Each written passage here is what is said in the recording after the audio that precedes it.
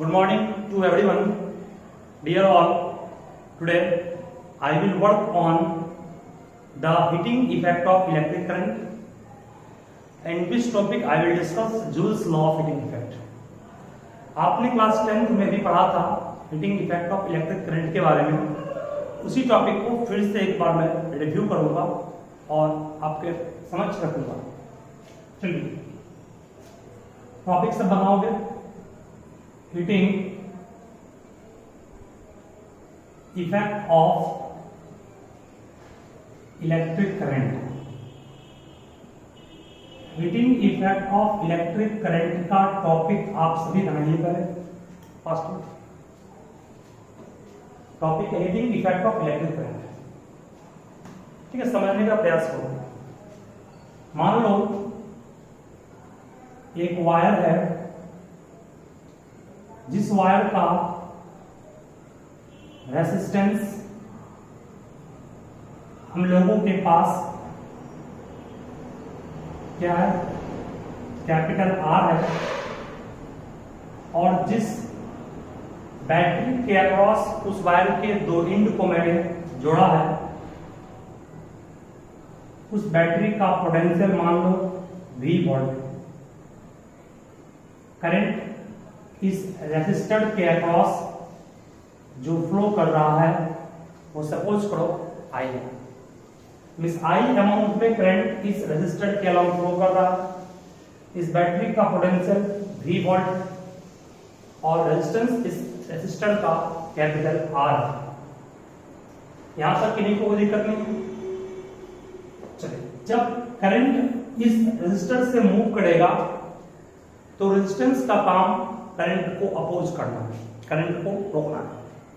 Current को रोकने का मतलब कि there is friction between the property of resistor, that means resistance, and the flow of electron. दोनों के बीच कोलाइजन होगा। उस कोलाइजन से उबरने के लिए उस बैटरी को वर्क करना पड़ेगा। किसको फ्लो करवाने के लिए? इलेक्ट्रॉन इस चार्ज को फ्लो करवाने के लिए। तो मान लेता हूं मैं, let W is the amount of work. W is the amount of work done in moving a charge Q. In moving charge Q in time T through the resistor of resistance R। मतलब किसी resistor के resistance R से I current को flow करने में मान लो battery ने जो वर्क किया वो वर्क कितना किया? W किया। किसी रेजिस्टर के through Q amount of charge को फ्लो करने में जो बैटरी को वर्क करना पड़ा वो W पर वर्क करना पड़ा। कितने टाइम में? T time. चलिए, यहां तक कोई दिक्कत नहीं। याद कीजिए, हम आपको पढ़ाए थे V इक्वल्स W/Q होता है। W इक्वल्स हम लिख सकते हैं Q इंटू V। कोई प्रॉब्लम नहीं हो। This is the amount of work done by battery और cell in moving a charge Q in time T। यहां तक इनको दिक्कत नहीं। यही अमाउंट ऑफ वर्क जो बैटरी को करना पड़ा वो हीट के रूप में जमा हो गया, वो हीट के रूप में प्रोड्यूस हुआ। इसमें वो हीट के रूप में प्रोड्यूस हुआ इस रेजिस्टर के अक्रॉस। मतलब कि W अमाउंट ऑफ वर्क जो बैटरी को करना पड़ा किसके फ्लो के लिए? चार्ज के फ्लो के लिए। तो फ्लो कर रहा है तो रेजिस्टेंस अपोज कर रहा है उसको, तो उसके अगेंस्ट वर्क करना पड़ा। तो जो वर्क करना पड़ा उसके अगेंस्ट, तो हम उसमें फ्रिक्शन हुआ। फ्रिक्शन हुआ तो हीट प्रोड्यूस हुआ होगा। हीट प्रोड्यूस हुआ, उसी हीट को Q इंटू V है। इसी this amount of work this amount of work is appears this amount of work appears as heat in conductor. यही अमाउंट ऑफ वर्क कंडक्टर में heat के रूप में क्या हुआ दिखाई पड़ा। तो बच्चों दैट इज हम लोग कर सकते हैं उस हीट को लिख सकते हैं Q इंटू V। यहां तक किन्हीं को कोई दिक्कत नहीं। अब याद कीजिए आपने पढ़ा है ओम्स लॉ में V equals I into R। V equals I into R। V equals I into R लिखा मीन्स हीट का formula R into Q into I हो गया। अब बोलिए Q को हम लोग लिख सकते हैं क्या? Q को लिख सकते हैं I इंटू T। कैसे? याद कीजिए कि आप पढ़े हैं I इक्वल टू क्या होता है Q बाई T। Q को I इंटू T कहेंगे, इंटू हमारे पास I पहले से ही है तो इसको I square R into T कर सकते हैं। This is the formula of heat produced in the conductor on passing charge Q through a conductor AB of resistance R in time T। कोई प्रॉब्लम नहीं है बोलिए इसमें। ये बच्चों हीट का फॉर्मूला हुआ, हीट का ये पहला फॉर्मूला हुआ। हीट का basic formula V into Q यहाँ निकाल चुका हूं, उसके बाद दिया है। वीडियो को पॉज करके आप सब इसे अच्छे से नोट कर लो। चलिए यहां तक किन्हीं को दिक्कत नहीं। अब कहोगे सर कि हीट को आपने निकाल लिया, हीट का दूसरा फॉर्मूला ही बनेगा। देखिए आप यहां पर इस चीज का भी ध्यान रखिएगा, I square R into T heat का एक फर्स्ट फॉर्मूला है। हीट का एक और फॉर्मूला क्या होगा देखिए, I को हम लोग V बाय R कर सकते हैं। I को V बाय R कर सकते हैं कि नहीं? बिल्कुल कर सकते हो। I को V बाय R, चूंकि हम लोग जानते हैं कि ओम्स लॉ में V equals I into R था, I इक्वल टू यहां पर V बाय R हो तो I को V by R V by R का whole square into R into T रह गया। यहां से ये V का स्क्वायर बाय R का square into R into T, एक R कट गया मीन्स आपके पास V square by R into T। This is the second formula of heat. ये हीट का दूसरा इंपॉर्टेंट फॉर्मूला होगा। अब हीट का एक और फॉर्मूला है, वो तीसरा फॉर्मूला है। वो क्या है उस पर भी सभी ध्यान दो। इसे मिटा रहा हूं, इसकी जरूरत नहीं। हीट का तीसरा फॉर्मूला सिंपल है, समझने का प्रयास करें। V equals W heat equals V into Q लिखा है। Q को आप लिख सकते हैं, Q को I equal to Q by T है। Q को I इंटू T लिख सकते हो, I into T। That means the formula of heat is V equals I V into I। तो हमने हीट के तीन या चार फॉर्मूला को मेनली डिराइव किया। सबसे पहला basic formula heat equal to Q into T, दूसरा I स्क्वायर R T, कैसे प्रूव किया आपके सामने है, ओम्स लॉ भी यूज किया है और I equal to Q by T use किया है। हीट का तीसरा formula V square R by T और हीट का चौथा और आखिरी फॉर्मूला है V I T। इस चारों एक्सप्रेशन के हीट को आप ध्यान रखिएगा, हीट कैसे प्रोड्यूस हुआ, किस तरह से हुआ, इन सारे चीज का मैं जिक्र किया। यहां तक किसी को दिक्कत नहीं है। तो अब एक चीज का और ध्यान रखिएगा, सब लिखो। The SI unit of heat is joule. Heat का बच्चों SI यूनिट क्या होता है? जूल होता है। और जिसको दिखाते हैं किससे? कैपिटल जे से। और कोई पूछे what is the CGS unit of heat? CGS unit of heat is अर्ग। ERG अर्ग। हीट का सीजीएस यूनिट क्या होता है? अर्ग होता है। और आप इस चीज को भी ध्यान रखोगे कि 1 जूल में 10⁷ अर्ग होता है। 10⁷ अर्ग। इसको प्रूफ भी हम लोग कर देंगे, कहोगे तो अगर इसकी प्रूफ की जरूरत नहीं है। चलिए, तो आपको दिक्कत नहीं है। अब एक चीज का और ध्यान रखोगे, ये हीट मैंने जूल में आपको सिखाया क्या होता है। इसी तरह से हीट का और भी डिफरेंट यूनिट है, जिसमें कि हम लोग जानते हैं कैलोरी, CALOREE, कैलोरी, शॉर्ट लिखते हैं CAL। ये कैलोरी भी किसका यूनिट है? एनर्जी का है, मींस हीट का। हीट भी एनर्जी है, तो हीट का यूनिट कैलोरी भी है। आप भी एक चीज ध्यान रखोगे, हीट का V²/R×T, अगर ये जूल में है, इसका एक और फॉर्मूला क्या है? VIT। इसका एक और फॉर्मूला क्या है? I²R×T। हीट का ये 3 फॉर्मूला है, तीनों किसमें है? In joule.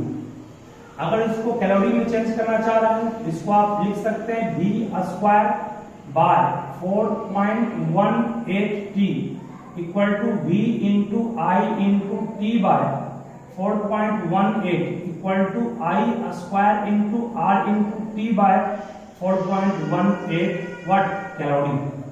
ये सारे यूनिट भी हीट, ये सारे भी हीट के ही फॉर्मूलाज हैं। बट जूल को अगर हमें कन्वर्ट करना हो कैलोरी में, तो डिवाइड कर दें किससे? 4.18 से। मीन्स यहां से आप इस चीज को सीखे कि 1 जूल में 1/4.18 कैलोरी लिख सकते हो। ठीक है, इस चीज का भी आप लोगों को ध्यान रखना पड़ेगा, जिसको मैंने आपके समझ रखा और प्रूव किया। अच्छे से सब नोट कर लो इसको। 1 जूल में 10⁷ अर्ग कैसे होता है, इसको भी हम लोग प्रूव कर लेंगे। सब ध्यान देना। चलिए, वीडियो को पॉज करके सभी अच्छे से नोट करोगे, दिक्कत नहीं होगा। देखिए, हम बहुत सिंपल जा रहे हैं। हीट का फॉर्मूला आप पढ़े VIT। हीट का फॉर्मूला V×QV पढ़े। अब एक बात ध्यान दो, हीट क्या है? हीट वर्क का, हीट वर्क का, वर्क का फॉर्मूला FS पढ़े, force into displacement. Force Newton में, मीटर में, SI NM बन गया। इसी NM को जूल का था। न्यूटन को अगर सीजीएस में चेंज करें 10⁵ डाइन होगा। 1 मीटर को 100 मीन्स 10² सेंटीमीटर होगा। मतलब ये सीजीएस में हो गया। फोर्स का SI unit newton, CGS dyne. Displacement का SI unit metre, CGS centimetre. इसको 10⁷ डाइन सेंटीमीटर कहेंगे। इसी डाइन सेंटीमीटर को हम लोग कहते हैं क्या? मीन्स 1 जूल में 10⁷ अर्ग होता है। इस चीज को भी हम लोग इस फॉर्मूला से समझ सकते हैं। हालांकि इसकी कोई जरूरत नहीं है, तो बस ध्यान रखोगे इसका कि 1 जूल में कितना अर्ग होता है। चलिए, यहां तक कोई दिक्कत नहीं। नेक्स्ट, इसी में एक चीज आप ध्यान रखिएगा, the relation heat equal to I²R×T is called Joule's law of heating effect, and according to this law, heat is directly proportional to a square of current, heat is directly proportional to resistance, and heat is directly proportional to time. इस relation से हम लोग कह सकते हैं कि heat directly किसके है? करंट के स्क्वायर के है। हीट डायरेक्टली किसके है? रेजिस्टेंस के भी है। और हीट डायरेक्टली किसके है? टाइम के है। इसी को लैंग्वेज में कर दोगे, according to Joule's law of heating effect of current, heat produced in a conductor is directly proportional to the square of current. Heat produced in a conductor is directly proportional to the resistance of conductor. And heat produced in a conductor is directly proportional to time. इसे आप लोग convert करके language में भी लिख सकते हैं इस तीनों स्टेटमेंट में, ठीक है यहाँ तक ना। चलिए ये मैंने अभी प्रूफ किया, ये टॉपिक भी आपका समाप्त हो। अब नेक्स्ट टॉपिक बनाओगे इलेक्ट्रिक पावर। हम लोग का अगला टॉपिक बच्चों है आज का इलेक्ट्रिक पावर क्या होता है, what do mean by electric power. देखिए इलेक्ट्रिक पावर तो मैं पढ़ाने से पहले आप लोग इसका टॉपिक पढ़ाई थी।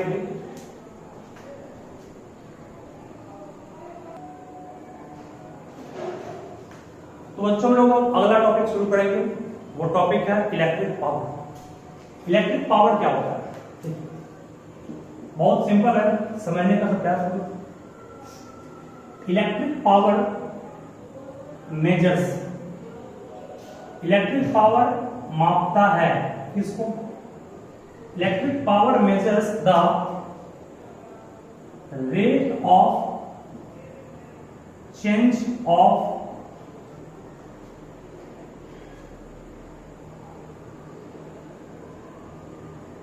heat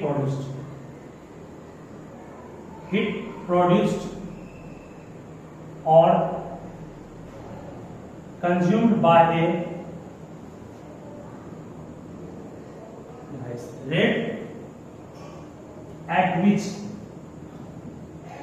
heat produced और consumed by device।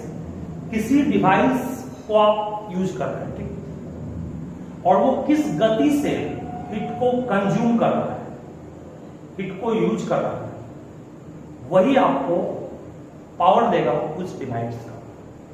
Means electric power is defined as the rate at which energy, means heat energy, और शॉर्ट में H energy, at which heat energy is consume. Rate जब कहे तो निश्चित रूप से वहां टाइम से डिवाइड करना पड़ेगा, रेट जब भी कहेंगे टाइम से डिवाइड करना पड़ेगा। इलेक्ट्रिक पावर को दिखाते हैं P से, हीट एनर्जी को दिखाते हैं H से, और टाइम को दिखाते हैं T से। P equal to H by T, heat by time. यहां तक कहीं कोई दिक्कत नहीं। अब कहोगे सर इलेक्ट्रिक पावर का फॉर्मूला, डिफरेंट फॉर्मूला क्या क्या है। हीट का सबसे पहला फॉर्मूला मैं आपको दिखाया था V इंटू Q, और जस्ट पुट किया हूं, हीट की जगह V इंटू पुट किया कि बाई टी यहां पहले से, मतलब कि पावर निकालने के लिए हीट के सारे फॉर्मूला में टाइम से डिवाइड करना है। तो टाइम से डिवाइड करो इसको, बोलो Q बाई टी क्या बन गया, Q बाई टी बन गया I, दैट मींस पावर का पहला फॉर्मूला बन गया V इंटू I, ठीक है। What is electric power? Electric power is defined as the rate at which the heat energy is consumed by device। फिर कहोगे सर V को ओम्स लॉ से लिख सकते हैं I into R, I into R into I यहां पर पहले से, P इक्वल टू फॉर्मूला क्या बन गया I स्क्वायर आर, ये पावर का दूसरा फॉर्मूला है। फिर कहोगे सर आपने I इक्वल टू पढ़ाया था V बाय आर, कौन कौन से ये भी है, तो पावर का तीसरा फॉर्मूला बनेगा V इंटू व्हाट I यहां पर है, I को आप लिख सकते हैं कितना, I को लिख सकते हो कितना V by R, V by R put करोगे पावर इक्वल टू फॉर्मूला बना V स्क्वायर बाय आर। ये सारा जो मैं लिखा हूं ये सारे फॉर्मूलाज किसके हैं, ठीक है। कोई दिक्कत पावर के हैं, कोई दिक्कत की लिखो तो बोलो। अब इसे आप थोड़ा सा समझने का प्रयास कीजिए शॉर्ट में, देखिए कैसे ना। पावर के तीन फॉर्मूला को घेरा हूं मैं। पावर का सबसे basic formula W by T है, वर्क डन बाई टाइम, या इसी को हम लोग कहते हैं एनर्जी कंज्यूम बाई टाइम, क्योंकि work done is equal to energy consume. यहाँ पे कहोगे सिंस वर्क डन, क्योंकि वर्क डन जो होता है वो एनर्जी कंज्यूम के इक्वल होता है, इसीलिए पावर को हम लोग E बाई टी कर सकते हैं या W बाई टी कर सकते हैं। यहाँ पर डिफाइंड में आप ये भी लिख सकते हो electric power defined as the rate at which work is done, वो भी सही। देखिए फिर से बोल रहा हूं मैं, हीट का पहला फॉर्मूला था I स्क्वायर RT, हीट का दूसरा फॉर्मूला था V into I into T, heat का तीसरा फॉर्मूला था what V square by R into T, ये हीट का फॉर्मूला।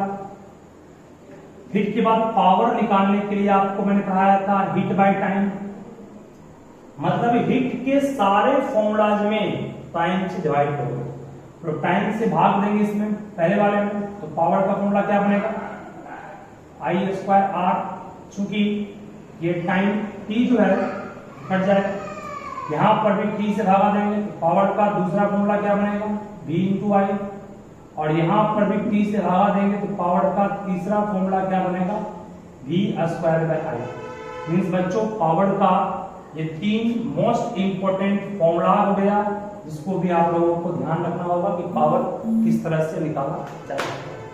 कहीं कोई आपत्ति है, दिक्कत है तो बोलोगे, अदरवाइज इसे अच्छे से देखिए।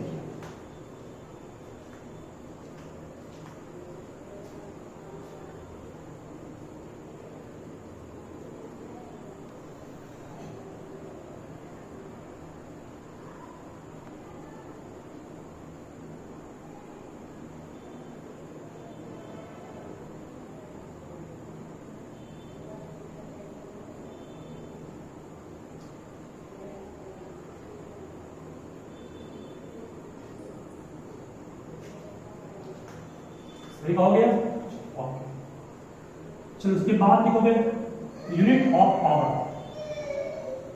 Unit of power. Next topic है यूनिट ऑफ पावर, पावर के अलग अलग यूनिट क्या है। ये भी काफी सिंपल है, इसे आप समझने का प्रयास करोगे।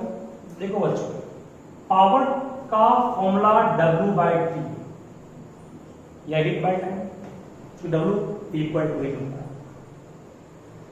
वर्क का SI यूनिट हम सब पढ़े क्या होता है जूल, टाइम का SI यूनिट हम सब पढ़े क्या होता है सेकंड, इसको जूल पर सेकंड कहेंगे। जूल पर सेकंड को ही कहते हैं हम लोग क्या वाट, WATT वाट कहते हैं, जिसको बच्चों दिखाते हैं किस सिंबल से, इस वाट को दिखाते हैं कैपिटल W से। This is the symbol of what. ठीक है, तो पावर का SI यूनिट कहोगे SI यूनिट ऑफ पावर।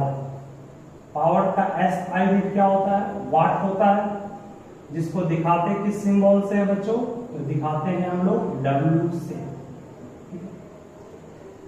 और कुछ रिलेशन है, कुछ इंपॉर्टेंट रिलेशन को भी ध्यान रखिएगा, जैसे एक मीटर में कितना सेंटीमीटर, उस तरह से ही एक वाट, किलोवाट, मेगावाट, हॉर्स पावर, ये डिफरेंट यूनिट जो है उसको भी आप लोगों को ध्यान रखना होगा। तो आप सभी लिखोगे जो मैं दिखाने जा रहा हूं। देखिए, एक किलोवाट में 10 के पावर 3 वाट होता है। एक मेगावाट में 10 के पावर 6 वाट होता है, इसको भी ध्यान रखोगे। और एक हॉर्स पावर में 1 हॉर्स पावर में 1 HP में 746 वाट होता है, इसे भी ख्याल रखो। तो ये डिफरेंट रिलेशन हो गया kilowatt hour, megawatt, kilowatt, megawatt और हॉर्स पावर में।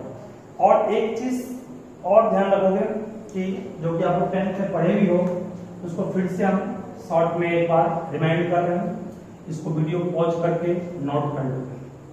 हम सभी जानते हैं कॉमर्शियल यूनिट ऑफ एनर्जी के बारे में नाम सुने भी, 10th में आप लोग पढ़े भी हो। कॉमर्शियल यूनिट ऑफ एनर्जी, जिसको हम लोग एक और नाम से जानते हैं board of trade unit. Board of trade unit मतलब ये यूनिट खास करके व्यापार के क्षेत्र में, मतलब कि बिजनेस के क्षेत्र में, खास करके जब बिजली विभाग बिजली को बिजनेस के पर्पज से हमें भेजती है ताकि उससे वो कुछ कमा सके, उसे कहते हैं बोर्ड ऑफ ट्रेड यूनिट। तो बोर्ड ऑफ ट्रेड यूनिट में हम लोग एनर्जी को जूल में नहीं मापते हैं, उसे किसे मापते हैं, board of trade unit is what, kilowatt hour, KWH। क्या होता है? KWH, जिसको हम लोग कहते हैं क्या? जिसको हम लोग कहते हैं यूनिट वेट। जैसे आपसे कोई पूछता है घर में कितना बिजली उठ गया, तो कहते हैं 5 यूनिट उठ गया। 5 यूनिट का मतलब 5 किलोवाट आवर एनर्जी उठ गया। अब बच्चों एक चीज का यहाँ और ध्यान रखोगे सभी, जैसे कि 1 किलोवाट आवर लगता होगा ये पावर है, बट एक्चुअली ये पावर नहीं है, ये आपका है एनर्जी। कहोगे सर कैसे? देखो कि किलोवाट पावर है, आवर टाइम, पावर में जब भी टाइम गुना हो जाए समझ जाओ वो एनर्जी। कैसे? किलोवाट, किलोवाट पावर का unit, hour time, power and time की एनर्जी। चूंकि हम सब जानते हैं कि पावर इक्वल टू होता है energy by time, energy equal to power into time. जब भी यूनिट पावर में टाइम गुना हो समझ जाओ वो एनर्जी है। कोई आपसे पूछे किलो मिनट, ये भी एनर्जी है, किलो सेकंड, ये भी एनर्जी है। मतलब पावर में जब भी टाइम गुना हो समझ जाओ कि वो क्या है, एनर्जी। अब 1 किलोवाट आवर को निश्चित रूप से आप लिख सकते हो 1 kilo into 1 watt into 1 hour. सही है?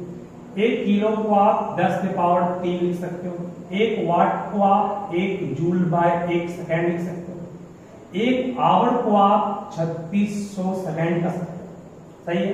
अरे 1 किलोवाट आवर को 1 kilo into 1 watt into 1 hour. हम प्रूफ क्या कर रहे हैं? तो हम प्रूफ कर रहे हैं relationship between kilowatt hour and joule. Kilowatt hour और जूल में क्या रिलेशन है? क्योंकि किलोवाट आवर में फिर बोल रहा हूं वो यूनिट पावर का नहीं है, वो यूनिट किसका है? एनर्जी का है। तो बच्चों यहां से आप सेकेंड और सेकेंड को 8 दोगे तो 10 के पावर 3 इंटू 3600 जूल बचेगा। इस 3600 गुना 10 के पावर 3 जूल होगा। इस 3600 को 36 गुना 10 के पावर 5 जूल कर सकते हो। क्योंकि 100 का मतलब 10 के पावर 2 होता है, बेस से में पावर जुट जाएगा, 10 के पावर 5 जूल होगा। इसी को आप बिल्कुल लिख सकते हो 3.6 इंटू 10 के पावर 6 जूल। मीन्स आपने ये सीखा कि 1 किलोवाट आवर में 3.6 इंटू 10 के पावर 6 जूल होता है। और इस बात का भी ध्यान रखोगे कि 10 के पावर 6 जूल जो है इसको लिख सकते हो मेगा। 10 के पावर 6 मतलब मेगा, मेगा मीन्स 10 के पावर 6 होता है, और जूल बाबू जो क्या है। तो हमने यहां से बच्चों ये प्रूफ कर दिया कि किस तरह से किलोवाट आवर को हम जूल में कन्वर्ट करेंगे। तो बच्चों आप लोग घर पे आज इसे अच्छे से लिखोगे, जितना पढ़ाया हूं उसे कॉपी में लिखोगे। लगभग सारा कुछ जो कुछ पढ़ाया हूं वो 10th का ही टॉपिक है। इसका यूज भले ही 12th में दिया हुआ है, लेकिन बोर्ड में इसके क्वेश्चंस बहुत कम पूछते हैं, फिर भी इसे आप लोग को ध्यान रखना होगा। इसका यूज बेसिक क्वेश्चंस में किया जा सकता है। थैंक यू बच्चों, आज के लिए।